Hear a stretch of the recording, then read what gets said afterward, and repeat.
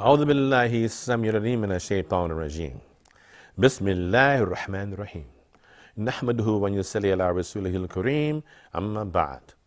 Welcome again, dear viewers, to Medicine in Islam, a program sponsored by Sharjah Television that features topics relevant both to the field of medicine as well as to the great religion of Islam. Alhamdulillah Rabbil Alameen. Today is the beginning of a brand new series, one I'm very excited about. This is a series that deals with something that is relevant to each and every human being on this planet. Muslim and non-Muslim, male and female, black and white, Arab and non-Arab, rich and poor. This subject concerns all of us. And what is that subject? That subject is breastfeeding. That's right, breastfeeding. So for today, in the next couple of weeks, we're going to be talking about breastfeeding. This is breastfeeding part 1. Our topic today is breastfeeding promotion. Our most auspicious guest is Dr. Evelyn, who is chairperson and founding member of Breastfeeding Friends under the patronage of the Supreme Council for Family Affairs here in Sharjah and United Arab Emirates. Dr. Evelyn, Assalamu alaikum. Wa alaikum salam wa rahmatullahi wa Welcome to Medicine in Islam. This is your first time, but inshallah, not your last. Inshallah. And since this is your first time, could you, before we get into the discussion, just give our viewers a brief summary of your medical background? Yeah, I studied medicine in France, my original country, and I became a family physician. Very good. And also I became lactation consultant in '93 in Paris. Okay. Then when I came to Emirates in '95, I began to work in the antenatal care and child health. Very good. And I completed a diploma in family medicine with Monash University. Very good, very good. Now, lactation consultant is something that's very specific. And that's something that I think before you came here was not present in this country. Yeah, I was the first one, actually. You're the first yes. one. Yeah. And that's one of the reasons we're so happy to have you today. You know, we pride ourselves in doing something that other people haven't done before.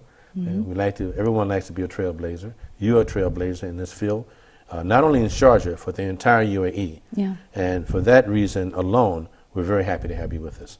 So now let's get right into it now.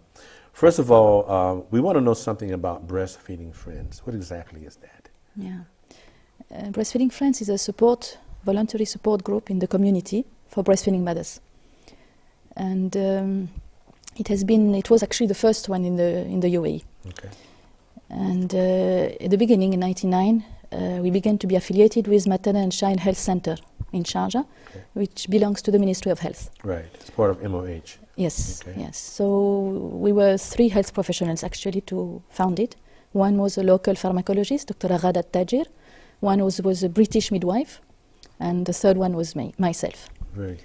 So we were all health professionals, but also mothers, and we knew about the importance of support for breastfeeding mothers. Very good. Now you have some slides to show us now. Yes. Yeah. So from 2005, alhamdulillah, we got more help and support because we were welcomed by the Supreme Council for Family Affairs in Sharjah, which the chairperson is Sheikha Jawahir bint Muhammad al-Qasimi. Yes. The wife of His Highness the ruler of Sharjah. Very good. And mashallah, her vision is really excellent for the well-being of the whole society. Absolutely. And Breastfeeding Friends completely fitted under her vision. Yes. And you can see our vision of Breastfeeding Friends is to improve the physical and psychological well-being of babies and mothers through increasing breastfeeding, which is the optimal way to initiate healthy family relationships and thus a secure community.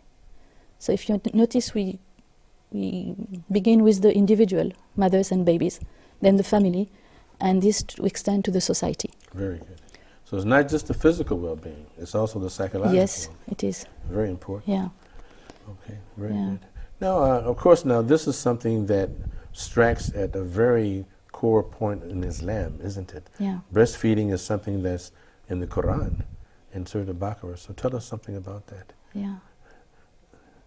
Yes, it is. And actually, just before, if I can show you the mission and how we want to reach our goal, is to empower mothers who wish to breastfeed their babies, and to wish them to breastfeed their babies according to the international and national guidelines.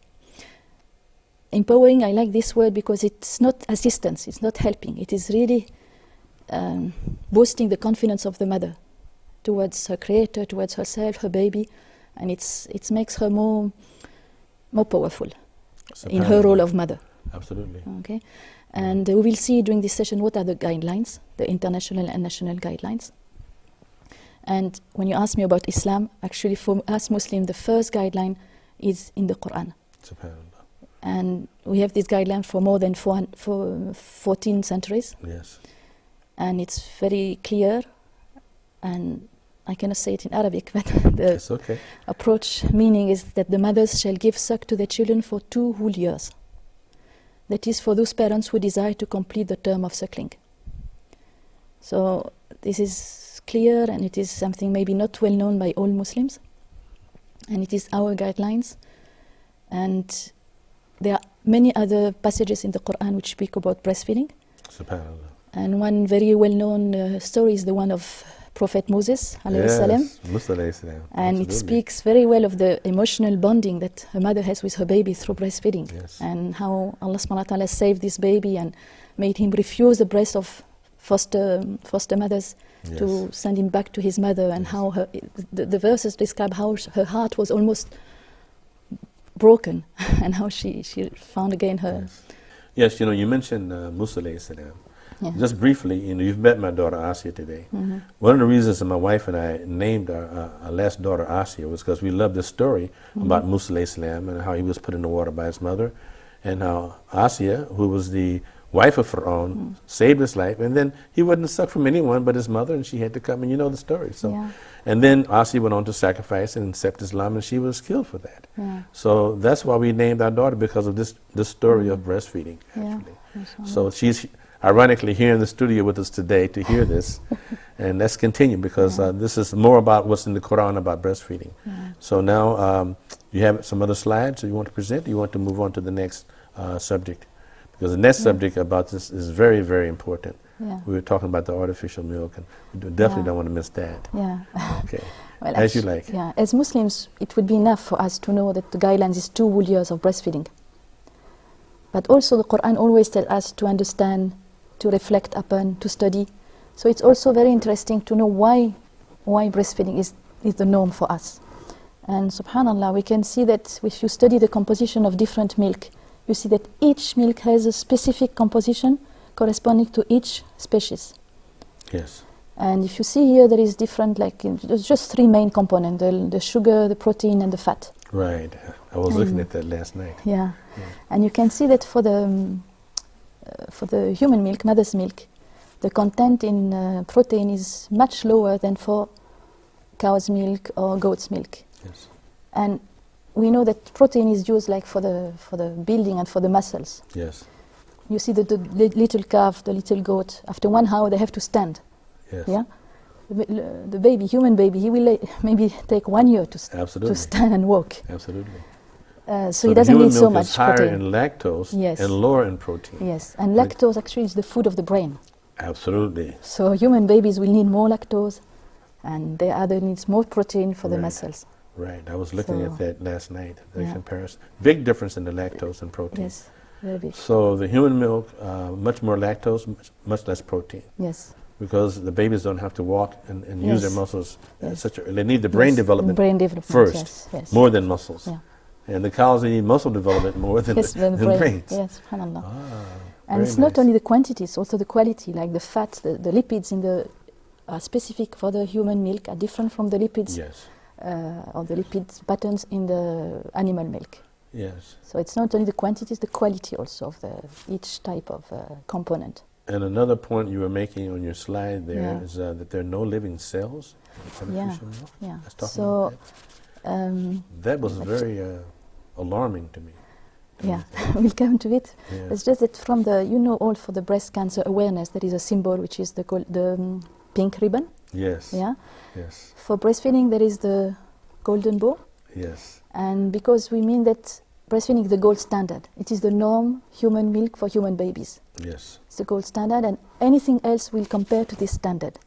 Yes. So any other option has to be compared to this gold standard. And now we're going to talk about that more, I think, in another program, the golden bowl. Yes, yes. But we'll, still, yes. So this is a standard, though. Yes. So you're asking about the artificial milk. Yes. I've noticed while discussing with mothers and patients that many of them think that this artificial milk tin comes from like specifically for babies. They don't even imagine that it comes from cow's milk actually, and then it is processed. Yes. Like the cream is taken out and vegetable fat, but they put vegetable oil to replace the cream. They add some vitamins, and so it's like the basic is still cow's milk. The protein are still typical from cow's milk. Yeah. Yes. So it doesn't become the ideal milk as shown on this slide. Now, this is true what you're saying, but nowadays artificial baby's milk is it very close to mother's milk? People think so. Is it? People think so, but pictures are better than words. Okay. So I will just show you this slide when you can see a drop of mother's milk under microscope and a drop of artificial milk under microscope. And you can just compare. And the difference is just striking. Okay. The drop of breast milk, you see that it's full of something. And actually this is living cells. Yes. And these living cells can protect the babies against many diseases. Yeah. SubhanAllah. The other one, there is the protein, the fat, and the sugar, but there is no living cells at all. No life. No. Because during the process, it has been everything's been, yeah, the cow's milk has been heated and dried, and so... Processed being the operative word. It's processed, just like processed meat. I mean, it's processed. Yes, it is, yes. My gosh. Yeah. So there is a complete difference. It's not only the cells, because if you, in the laboratories, they examined human milk, and they find more than 200 components which cannot be replaced or duplicated in the formula because they are living components. Okay. And you can find antibodies, especially the immunoglobulin A, secretory immunoglobulin A, which is very important to protect the gut. And you have also some kind of protection which is non-antibodies with the lactoferrin, interferon, interleukin, many very important factors. Enzymes. Yes. You get the milk and you get the enzymes to digest it. SubhanAllah. SubhanAllah. So Ajib.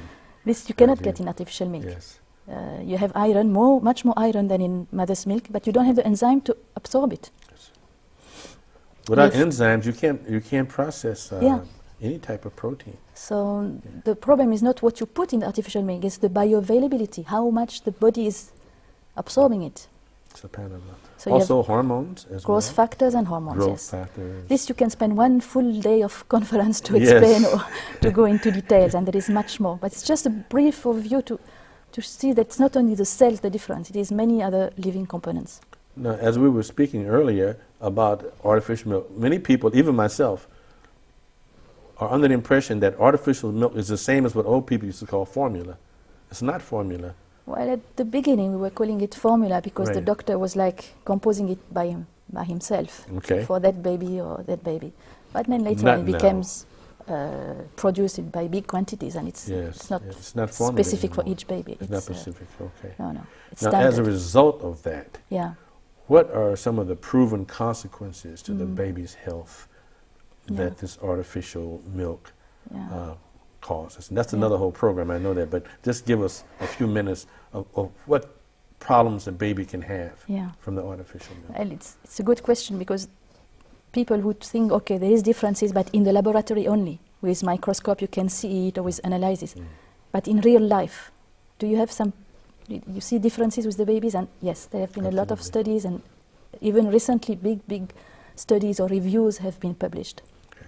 And they found that the babies who are fed with artificial milk are at greater risk of eczema and skin allergy. They can have more asthma and chest infections, gastrointestinal upset, and we know about the colics and the gas and constipation. What is worse, they can have diabetes. They're more at risk of diabetes type 1 and 2. Type 1 and 2? Yes, okay. And other autoimmune diseases. Okay.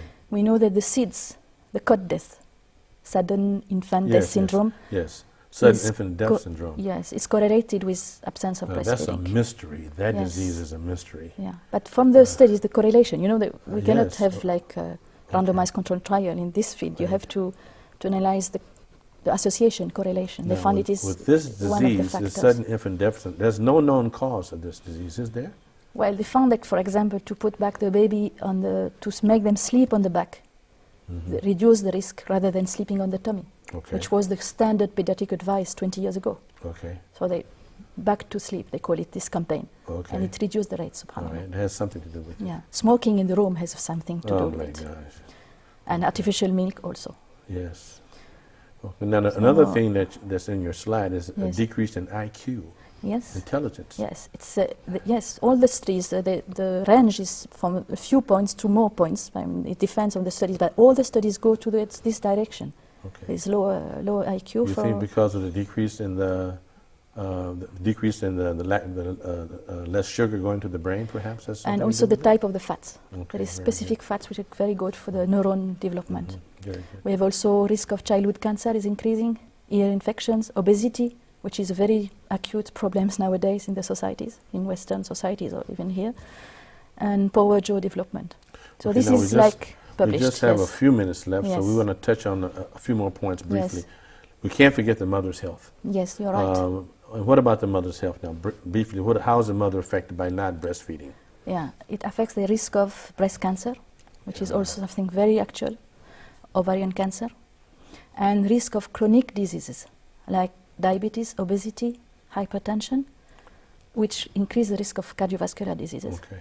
And also postnatal depression, postpartum depression. Now that is a disease that is underdiagnosed. Postpartum depression. Yes, it is. It is. I did some studies that showed that it's much more common in the Middle East and in Asia than in the West. At least it seems to be more common. And without breastfeeding, that is increased. Yes. That risk is increased. Yes. Yeah. Now, another misconception is that many mothers think that just feeding one time artificial milk is harmless. Yeah. Just touch on just one time to help. Oh, it's just okay. Just do it one time. Just what happens when you do that? Yeah. Actually, it is not like nothing. Even one feed of artificial milk will disturb completely the gut flora. And it can change the pattern from good microbes to bad ones. Yes. I mean, from lactobacillus to E. coli. Okay. And many mothers will know this from the smell of the stools. The next stools will have bad smells. And this is recognized by the mothers. And subhanAllah, it takes, if the mother knows this, you inform her and she stops giving this formula, it takes 2 to 4 weeks for the flora, the gut flora, to come back to the norm. To recover. Yes. To regenerate. Yes. Very important. Also so it increases not the a risk simple of, thing, is it? No. Not It increases also risk of type 1 diabetes, allergy and diarrhea. Just one feed. So now as a result of all this, in conclusion, what are your recommendations, briefly again? We're going to hear these recommendations again. But what are the 2 things that we need to know about breastfeeding? Yeah. So this is this international recommendations established by WHO and UNICEF after extensive studies. Okay. And they found out that the best, I mean, for what babies need, how they need to be fed, it's only mother's milk for the first 6 months. Okay. So it means no water, no herbal tea, no formula. Okay. They only need vitamin D. So either sunlight or vitamin D on top of this. But the first 6 months, only mother's milk. Right. And then to continue breastfeeding up till 2 years or beyond. This is the conclusion of UNICEF and WHO. Or beyond. Or beyond. Yeah. Okay. But these 2 years, subhanAllah, we know this from Quran. Quran, yes. With appropriate complementary food, which is family food, with nutritious food. Very good. Natural. Well, we have more to talk about. You'll be with us for the next few weeks. Thank you very much. Dear viewers, we want to thank Dr. Evelyn for being with us. She'll be back for a couple of more episodes, inshallah ta'ala. We always entertain your comments and questions. You can write me at Medicine Islam, P.O. Box 111, Sharjah Television, Sharjah, UAE, or send me a fax at 9716-5311969. Or you can contact us at our website, which is Medicine and Islam at sharjahtv.ae. That's Medicine and Islam at sharjahtv.ae. And as our custom on Medicine and Islam, we'd like to conclude all of our programs with a short dua, a short prayer of the Prophet Muhammad sallallahu alaihi wasallam, peace be upon him, such that if any errors or mistakes have been made on this program, and most importantly, if any sins have been committed on this program, that Allah subhanahu wa ta'ala in His infinite mercy and grace will forgive us. Subhanallah wa bihamdihi, subhanakallah wa bihamdika, wa nashhadu an la ilaha illa anta, nastaghfiruka wa natubu ilayk. Jazakumullahu khairan. May Allah reward you with the very best Islam.